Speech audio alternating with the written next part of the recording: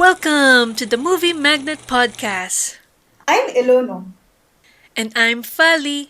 And today we're breaking down the After Hours, Season 2, Episode 9 of the TV show Severance. The penultimate episode this season sets the stage for another mind blowing season finale. But first, we follow up with our macro data refinement employees continuing on after episode 8. We first see Helena Egan going for a swim right before being held hostage at Egg Point by her increasingly creepy father, who kinda forces her to eat her hard-boiled eggs. She mentions that today they're dealing with Irving B's outie and that today is the day when the Cold Harbor file would be completed. A truly momentous day for Lumon. Her father leaves her with only a quip about wanting Helena to eat the eggs raw. We then see Helena in the back seat of a car driving back to Lumon. We cut to a resident Wintertide Fellow, Miss Huang, who has now graduated from the Wintertide Fellowship program and now has been awarded a James Egan bust, very similar to the one Harmony Cobell had in her hideout last episode. Mr. Milchick informs Miss Huang that she will now be moved to Svalbard, one of the northmost points inhabited by people on Earth, to work in the Gunnan Egan Empathy Center. These are weird names. Why would a center be named Empathy? Anyways, Miss Huang looks confused on why she would be transferred immediately when she expected to end the quarter at the seventh floor. Mr. Milchick only replies back saying empathy awaits and then orders Miss Huang to smash the childhood ring toss game she has again and again with an intensity that feels like he's getting his petty revenge for the performance review he received in an earlier episode. We then find out what happened to one of the most adorable yet shocking development 2 episodes ago. We find out what happens after Innie Dylan made out with his outie's wife. Maybe laden with guilt, Gretchen confesses to outie Dylan that she made out with his Innie self and that his Innie reminded Gretchen of what Dylan was before, when Dylan was probably more confident and happy. Dylan is visibly upset, demanding that Gretchen doesn't follow him to Lumon and cheat on him with his own body, even threatening to quit and end Dylan G's life with it. We then cut to Irving opening the door to find Bert riffling through his Lumen research, even finding a passage about him, stating they might also be connected to several recent disappearances and deaths. Goodman may have participated as a low-level Lumen enforcer or goon, which he takes offense at the word goon. But then Bert invites Irving to go for a car ride with him. We then move on to see the weird creepy doctor, Dr. Mauer, and see that he is alive and up with just a band-aid on his head after getting knocked out by Gemma. He is still observing Gemma and looking at the completion rate of the Cold Harbor file and complaining to Mr. Drummond that the file isn't moving as it's stuck at 96%. Mr. Drummond then interrogates Mr. Milchick, who answers that maybe Mark is running late. We then cut to a lonely shot of the MDR office as an enthusiastic Helly arrives to a dark and empty MDR room. No Irving, Dylan, or Mark in sight. Shortly after, we see Devon is with Mark driving down to meet Harmony Cobell. Mark tells Devon that he doesn't agree with getting help from Cobell, by which she retorts, "The wind is whistling over the hole in the back of your skull," alluding to Mark's DIY near lobotomy reintegration procedures with Regabi that has since bore no fruit on finding out where Gemma is. They both agree, though, that they can't fully trust Harmony Cobell. Mark is nervous because the meet-up could be a trap while ignoring a call from Mr. Milchick on his phone. Helly R, on a rampage about the absent Mark, enters Mr. Milchick's office, asking where Mark is. Since the last time we saw Mark S. in the seventh floor, he had a nosebleed as a side effect from the reintegration his outie was undergoing. They banter about how Mark shouldn't be missing when he is the head of the MDR department, which Mr. Milchick replies that in Mark's absence, Dylan is the head, and which Helly says, like you and Cobell, replace one part with another. Then Mr. Milchick says, that's enough, Helly R, and she responds with, don't you mean Helly E? As Helly R's outie is Helena Egan. Milchick then corrects her that Helena Egan is his employer, while Helly R is his subordinate, and what she's doing right now is insubordination. Helly R replies, no shit, and leaves slamming the door behind her. Later, we find Gretchen did follow Dylan to Lumon. As she is back in the Innie family visitation suite, but now with a final message to Innie Dylan that she can't see him anymore. Ever. Heartbroken, we see Dylan begging and pleading with Gretchen, even revealing a handmade cardboard ring with a confession of love, telling Gretchen that his life didn't start until after he met her, and that without her, he only had pencil erasers without even the pencil part. Her final words to him was, "I'm really sorry," before leaving forever. A devastated and heartbroken Dylan, G, goes back to the break room where he gets to talk to Helly R. Helly R tries to convince Dylan G that he should keep the ring he made and to save it for someone he meets in the severed floor. Dylan G doesn't agree because there's only the OND and goat people here. Helly mentions that the way Gretchen treated Dylan was how the outies treated the innies. People who love them shouldn't treat them like that. Then if they're stuck down here at the severed floor, with no lives and no family, what is there to do about it? Dylan asks. Helly states that Irving was their family and that he left them a message, the map to the black hallway. The black hallway that was so important to Lumon that Lumon made Dylan turn his back to the group because of the privilege of talking to the outie woman none of them even knows. Dylan then asks a devastating question to Helly that how come if they're so different to their outies, then how did no one can tell Helly R wasn't herself? To which Helly R answered, Irving could, but Dylan replied, but Mark couldn't. Mike dropped Dylan, who left Helly R in the break room. We finally get to see Harmony Cobell driving her friend's truck from last episode, going to the meetup with Mark and Devin. Mark is still pretty sus of Cobell and her intentions. This forces Devin to be the intermediary between the two. Devin mentions that their meetup is to try and go to the birthing cabin to meet Innie Mark. Cobell then finally says that the best time to go there is at night. Mark somehow continues with the meetup, yet still wary, especially when Harmony Cobell mentions the file, the Cold Harbor file. Cold Harbor file is the latest file Innie Mark was working on before he started the reintegration. She mentions that if the file is finished, if Innie Mark has already completed the file, then Gemma is already dead. Mark then tries to leave and rants that they're helpless, that this isn't going to work when Gemma is at Lumen and they're in the middle of nowhere. And then Cobell advises Mark to call Mr. Milchick and say that he's unwell and can't be there today, which makes Mark more doubtful, but then goes with the plan because this is their last resort, and if there's anyone who knows where Gemma is, then that person is Cobell. How do you think the completion of Cold Harbor file is related to Gemma dying? Comment down below. We then cut to the two MDR employees in the building. Helly R, seemingly at breaking point, finds herself going to the room Irving B hid the map to the black hallway, or what we know as the experts hall.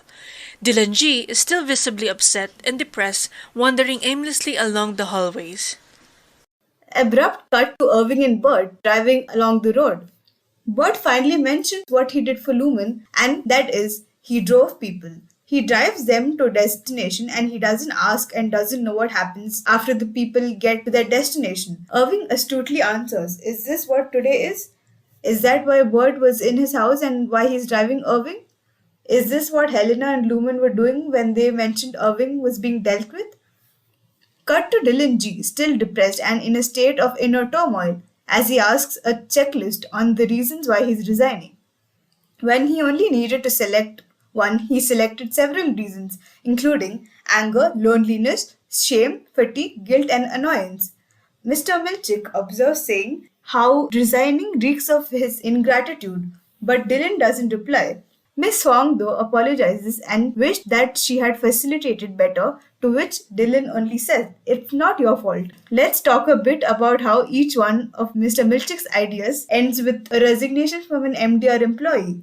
Either he has bad luck or he is just not a good manager. What do you think? Is he a good manager or just have the toughest luck? Comment down below. What follows is the most hilarious part of the episode, where Mr. Drummond lists Mr. Milchick's shortcomings, including how Mark is missing on what was to be Lumen's finest day. He mentions that this is Mr. Milchick's fault. Mr. Milchick apologizes, but that he had only followed protocol, yet still thanks Mr. Drummond for the remonstration. Mr. Drummond isn't a fan of the word, stating that it is a needlessly complex word for a simple idea, and makes Mr. Milchick apologize for using the word, followed followed by making Mr. Milchick use shorter and shorter words until he passed the breaking point and finally replies with devour feculence or eat shit. This follows Mr. Milchick stating his job description, that he is the manager of the severed floor, the title commands respect even from superiors, and that anything outside the severed floor is not under his jurisdiction. The use of monosyllables to describe what happened is awesome. It's not my fault what Mark Scout does when he is not at work. It's yours. Good job, scriptwriter. Also, mic drop Mr. Milkshake. Great scene. Mr. Milkshake finally grows a backbone against the giant Mr. Drummond. At the meetup, Mark heeds Cobell's advice and calls Mr. Milkshake to say that he won't be going into work today because of the nosebleeds, but then he honestly answers that he is not sick and just needed a day because life is getting in the way, and that isn't that what Lumen is about? Work-life balance? But he did promise that he will be there tomorrow, kinda foreshadowing where the setting of the season finale will take place. Back to our favorite Inni couple's outie selves. We find Bert buying a train ticket for Irving and explaining that once he leaves Kier, there is no going back. But Irving says no, and won't Lumen come after Bert since he's trying to save Irving? But then Bert mentions when he got severed and he said he liked the idea that he could be innocent again. This answers the questions during the dinner party on why there was a discussion of heaven and hell. Bert then mentions that his innocent part fell in love with Irving's innie. Irving mentions that he wants to remember the moments when he was his innie and he mentions that he has never been loved before. But Bert mentions that now he knows that he has been loved and asks how he feels. Irving mentions that he wants to be loved, and he's ready, but Bert denies him, saying that they can't. They say goodbye to each other, and Irving leaves for his train, but more importantly, he's leaving with his dog. So cute. We now see Dylan G waiting at the elevator, still visibly depressed, maybe even contemplating his short life at Lumon, but more crucially, he's waiting for the elevator to open. Juxtapose this scene with Miss Wong outside the Lumon building, waiting for her bus to take her home, and then to Svalbard, where she will be stationed at. We cut to Irving getting on his train, leaving the station, and finally leaving Kier. Back to Dylan, where the elevator finally opens for Dylan G. Interestingly, there's a painting behind him that depicts Kier with a bloody sword and 3 people buried in the ground. The 3 people looks eerily like the MDR employees, Dylan, Mark, and Irving from left to right. Was this a foreshadowing of MDR employees leaving Lumon when it was shown in an earlier episode? We won't know for sure until the next episode, but what we know is that Dylan G is leaving the severed floor, ultimately choosing to end his existence. The theme of leaving is heavy this episode, with Irving, Dylan G, and Miss Wong leaving Lumon and Kier, in contrast with Mark and Helly trying to wander more into Lumon itself. We cut now to the scout siblings and Cobell infiltrating the birthing center to talk to Innie Mark, and with Helly R figuring out how to go to the black hallway by memorizing the instructions Irving B left for them. But a surprise horror scenario appears. A creepy man is stalking Helly R. Who is this creepy man? This creepy man is none other than James Egan. As Helly said, what the fuck? Then we finally cut to Mark in the back of Cobell's truck, and he is hiding under the tarp at the back of the truck. We see them trying to get into the Damona birthing retreat, posing Devon as James' baby mama, and Marsha White, an employee from the ninth floor or specialties department. This time, Cobell utters, "I'm looking for a gold thimble," and manage to enter the retreat. Finally, they're able to get to Cottage 5, and we get to see Inimark for the first time this episode. Inimark is of course disoriented on why he's outside Lumon but still recognizes Devon.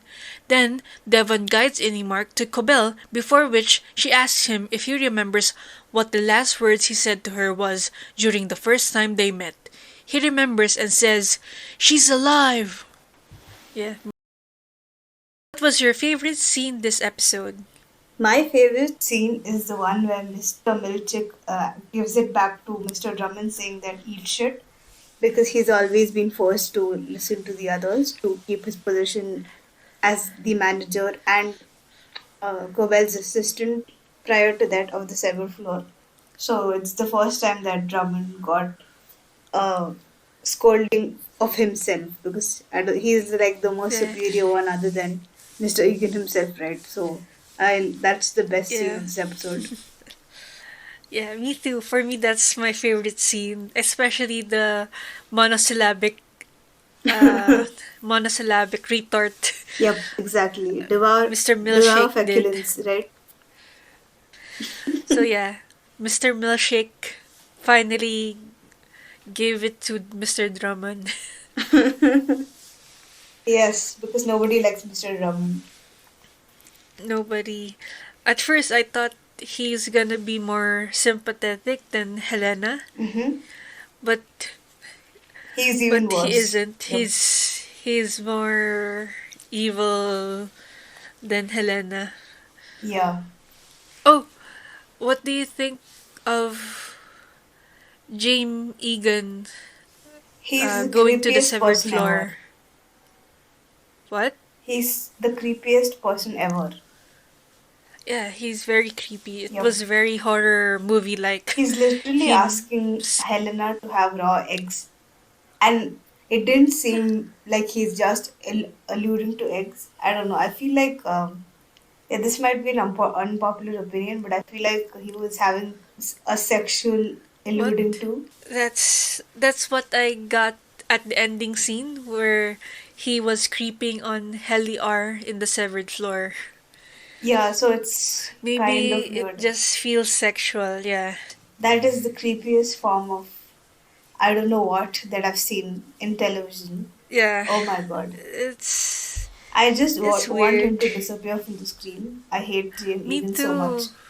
I think now I I understand wanted to why skip. Cobell and him work together so well. Both of them give that creepy energy. They're both creeps. Yep. Even when Cobel is an alliance with Mark and Devon, she's still creepy. Yep. So, okay, going to the next question. Do you think they're going to write off Okay. Irving and Dylan after this season? I hope not, but I don't think so. We still have a lot of questions for Irving. For example, why he's researching Lumon employees in the first place, and why he knows about the exports hallway. Those are still as aren't answered. That's true, that's true. But I don't know. I feel like it seemed like an easy writer's excuse for him to go out because they specifically said the strain does not come back to cure. I don't know, it kind Yeah, of but feels weird. he said no when Bert asked him to never come back to care. But he decided So and I went think away anyways, right? that's true. Yeah, that's true. But I still want him to come back. Hopefully, hopefully. Hopefully. Yeah. Yeah, like you said, we want Okay. the questions answered. For example, why was he so invested in researching about Lumen? And why Yeah. is he easily giving that up and just running away? Like, I don't think he knows that Lumen is after him, to be honest. Yeah. Oh yeah. That's what So I like why would you like was randomly thinking just go too. away without knowing like Lumen is looking for you? That was kind of weird. Especially after you put so Yeah. much of effort to communicate with Irene and then like communicate with other people regarding what Lumen is doing. That's true. Yeah, that's pretty weird. Hopefully we He get an worked so answer to hard that. to throw it all away Exactly. just for an inkling that Lumon is after him. Yep. And I don't even think that he knew it. Bert knew that Lumen was after him. But I don't Yep. think Irving knew it. Well, Bert did say that he was a Lumon goon. Yeah, so he kind of knows about it because he supposedly has extra information more than regular employees. Yeah. Yeah, so hopefully we see him not getting written off. Otherwise, I'd kind of Yeah, be I hope we disappointed, see to him. be honest. It'll be what if he stops at a train station stop and goes back to care for the season finale? Hopefully. Okay, what do you think Okay, about how Dylan about this Dylan? episode? What? What do you think about Dylan this episode? Will he get written off or will he Well, stay? I think he'll stay. I don't think his outie is willing for him to resign. But I feel like his outie was clearly mad when Gretchen revealed to him that she kissed his innie. Well, his outie is still doesn't have any alternative work lined up That's true, other but I than feel like he's Lumon just as a gonna be savior. impulsive and quit. I don't know why. I don't know. Well, maybe. Or he'll go back once Mark is back. Also, I still stand by it. I don't think it's cheating because I don't know. It's yourself. It feels like your innie Oh personality yeah. is too similar to your outie. It's just that you have like a fresh new start, but your personality kind of remains similar. So you act Well, differently depending upon the situation, right? well, people who have multiple personalities says it's like cheating when Uh, their other personalities are coming on to their significant others. So and they're the same body. So it but is I don't cheating think it's for the me. significant other's problem if you have two personalities, right? I it's not fair when there are two people inside one body and one person inside the other, in my opinion. Yeah, but it happens to some, and they do say that it's like cheating. I'm not sure if But I'm totally. well, I mean, for person, this is about multiple personalities, right? So it's like a yeah, disease. You did not have a choice in the matter, yeah. but you severed. It's a choice. That is the choice you made, right? Oh, that's true. But Okay, so moving on to the next question. Uh, how okay, does Inni Dylan get to decide to resign while the others cannot? well, hoping that Mm-hmm. once his outie gets activated at the end of the elevator, he goes back inside. But I don't understand why Inni Dylan was so sure that he was going to leave when you clearly need to ask the outie's permission to resign. Because that's how it works Well, for every for Inni, right? me, yeah, but maybe they did an exception for Dylan because he has the any family suite, so they I have mean, an he just exception gets for extra Dylan. visitation privileges, right? Yeah, maybe. So, how does that enable him to have extra privileges to resign on his own? Maybe they did waive Okay, it, like let they me tell you. waive other. Okay, so the thing is, the Innies had the choice to resign on day one of Yeah, season two yeah. because that was the day when Lumen was like, you can Oh, choose. And all of them chose to stay for different reasons. I don't think that applies yeah. now because Mark literally can choose to resign, which I don't think he can right now. So yeah, he'll be back once his outie is activated. His outie clearly doesn't want to work at Lumen anymore, but I don't think Well, any Mark has the choice to resign, so I don't see why outie even Dylan has that choice now. Sorry, any Dylan has that I mean, choice now. even if outie Dylan knew that his outie wife cheated on him with his in himself, he still went to work at Lumon. He went to work to say that he's quitting that day, right? Maybe. Well, if he said he was quitting, why would Gretchen be there in the family suite? Because she clearly said she doesn't know if he's still going to quit or not. That means they haven't communicated since he left for Lumen. She's just doing that just in case he changes his mind, basically. So, well, she still followed him to Lumon So she followed just to the check Inni up to on him. Lumen. She did not talk to the outie after the conversation they had in the house, basically. Yeah, she cheated again. Ah, no, I feel like she just went there to say that she is now meeting him and it's over. Yeah, to say goodbye. Yeah. Yeah. So I feel like she's trying to salvage it, but she's not sure if it's gonna work because it's clearly Inni Dylan right now, and she's not spoken to the outie. So basically, like he is still in the mindset that he's gonna quit the outie Dylan.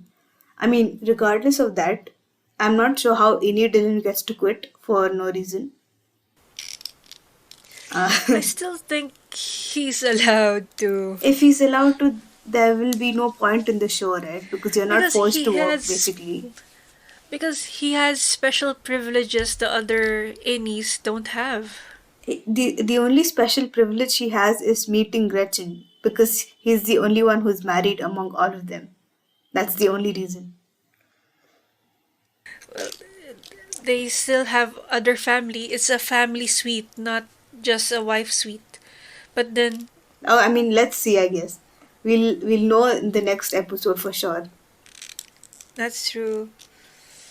I really hope he hasn't resigned, and it's just his inni overreact. Do you think Cobell is totally on Mark's side now? I don't think so. Absolutely not. What do you think is Cobell's master plan? Her master plan is to take, okay, for now, she's feeling that she's not given the credit. So, as long as she feels that way, she might be on Mark's side. But she's not totally against the severance procedure itself, as I mentioned in the previous episode. So, I feel like for now, she's trying to just take the idea from Lumen and start her own company with her name on it, or if Lumen changes their mind and actually gives her the credit, I think she'll be right back on track, To back to normal. So, to be against Mark. exactly. So, I feel like this is just a temporary solution. And what Devin did is the stupidest thing ever, and I totally agree with Mark. She literally let go of Rigabi, who was actually reintegrating Mark. It requires I mean, many more sessions, and she was trying to do it slowly. But you Devin have to being think Devin of and Devin being Devon's. stupid, Devin being Devin and Devin being stupid, decided to go and talk to the villain as a means of a solution. So, It makes sense. She knows Cobell isn't working for Lumon anymore. She saw Mark getting a hole on his head from what Regabi was doing. From the Between the two, who do you think is safer? Cobell, Ragabi, who isn't because she working was with never the bad Lumon, guy. or Regabi, who put a hole in Mark's head and Well, made it him was sick clearly for a working, day or right? two? Like, I feel like Ragabi's procedure would have kind of worked if he. The thing is, Well, both Mark and Ragabi agreed to it. So she does not Regabi's have the right to interfere. integration. Well, reintegration has been going on for a few days now, and still it doesn't have any result Well, she doesn't want to to kill write him home right about. off the bat, right? So she's taking it slow. So, Plus, the latest procedure was, as Regabi also said, was kinda dangerous for Mark. but she What if mentioned it before. another reintegration would make Mark more sick? Oh, But she did I have a mention that to question. him, and he decided to go along with it anyways. He never had a single Yeah, thought to talk Mark to is the Cobell ever. stupidest one in this show. I don't know. No ways is Devin is smart. Willingly No ways. lobotomizing himself. I mean, I feel like both brother and sister are very stupid, at least in this episode. They're all Mark was finally doing well. something smart. All Okay, you can all continue. the severed employees are stupid, in my opinion. That's true, but I feel like Devin is the Oh, stupidest person on the show. I'm so sorry. I still think you don't understand Devon's point of view. Oh, I but I have a understand it question. quite well, but the thing is, she was so on point. for the entire season 1 and half of season 2, and I feel like it's just a I complete character break. On retrospect, she isn't breaking character because she already knows who Cobel is against what she doesn't know of Regabi. Well, I have a question now. Okay. About Cobel. Mm-hmm. Cobel knew where Gemma was in the 3 years since Gemma fake died. Okay. Why is she only now presenting this to Mark? I mean, Because she thought that she would get credit from Lumen once Cold Harbor was completed, but then the overtime contingency happened, and suddenly she was not in charge of this Everflow anymore. They wanted to give her a he higher quit. position, but she She was not quit happy with like it. a few weeks ago, and now this is just now. She's just now saying telling Mark where Gemma is. She's still evil for me. I mean, but for her that motivations are for quite that bang fact on for alone. me because she really thought she would get credit for this whole Cold Harbor Severance procedure because at Yeah, the but time she she was quit still the manager of the Lumon. Severed Floor. She quit Lumon. Helena said she'd be in another department, but she quit Lumon and didn't even help Mark and get back with an Innie Because I feel like she to only get into totally the severed understood what floor. Lumen was doing after episode 7, right? When she visited Salt's Neck, her hometown. Episode 8. Episode 8, sorry. So I feel like she did not grasp how evil Lumen was until she visited her hometown. And she revisited her Back to her mother's death and aunt. stuff like that. Oh yeah, that was a stupid thing to do to your friend, to wait in the car. Let him wait in the car while you sleep. I Sorry. feel like she was overwhelmed by emotions, but yeah, I get what you mean. So yeah, I If don't you think did that Cobell to is me, I'll trustworthy. be If she's I'll be leaving you. what? What?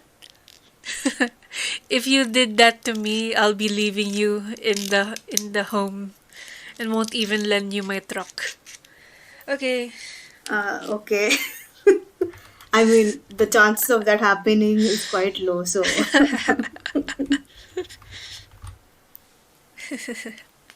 okay. So, What? next question: will Rigabi make an appearance Oh. again on Severance? Yes, hopefully If yes. she doesn't, I'm gonna And protest. Is all I'm gonna say. why? She's my favorite character. Regabi Okay. only. Yeah, but she's only reintegrated Mark and hasn't done anything else. Well, that's because Devin wanted to call Cobell and she rightfully exited. In my opinion, why Yeah. would he get stuck with Cobell, right? Well, y- She well, tried to kill her. Like, Regabi used to work for Cobel. sure, but then Cobell tried to kill her in season 1, if you forgot, because she reintegrated PT. Well, it wasn't Cobel, it was Mr. the security guard. I mean, who was working under Cobell basically. Well, it might have been Mr. Drummond. We still don't know who. Sure, but I don't think Ragavi wants to take the risk of who is who and who did what. Anybody's Lumen, she gets And out. And she knows yeah, Cobell but has been working for Lumen since she was a child, so it really makes perfect yeah, sense. that's the only mark she has against Cobel at that point of the season, Sure, but that I she feel like knows that's a very she's strong argument to go off yeah, of, right? but the fact that Cobel resigned from Lumon is wasn't mentioned in Regabi's reasonings for hating Cobel. But Devin said that she wasn't part of Lumen anymore, and Ragabi said that it doesn't matter. She's always going to be one of them, Yeah, which I agree. yeah, one of the soldier. Yeah. So she left for like legit reasons. I hope she is the first person who can successfully reintegrate at least one severed employee. Well, I hope so. But for me, but I still have questions about the reintegration process and why it takes so Yeah, me long. too. I feel like she's Also, still trying what stuff would out happen because trying stuff out? I Because, feel like she's experimenting with how exactly to make a foolproof reintegration method because her first patient was PT and that didn't go well. So I feel like she's kind yeah, of trying it very, very slow with Mark because she doesn't want him to get killed and she is doing a good job, in my opinion. He's alive, so yeah, drinking all those medicines and supplements. yep. I I So have a hopefully she question. makes an appearance in the show and plays a pivotal role in the series because she really deserves it, in my Hopefully, opinion. because I have a question. What would happen if it's like Gemma who has multiple innies? What would happen with reintegrating all the innies I think the when you process have a should few? work similarly, in my opinion, because all you're doing is just dividing the part of your brain, right? If you can do it for Oh, one, it's that's easier true. to do it for the others. Oh, in my opinion, it'll be harder. Ah, okay. I mean, you might be right. Yeah, but nah. Maybe it's easier because they already know how to integrate one. Yeah. Okay. Okay. Any other questions? That's about it for this episode, I would say. That's the end of our breakdown this episode. Please like, share, and subscribe if you liked our video. This is the Movie Magnet Podcast. See you next episode. Bye.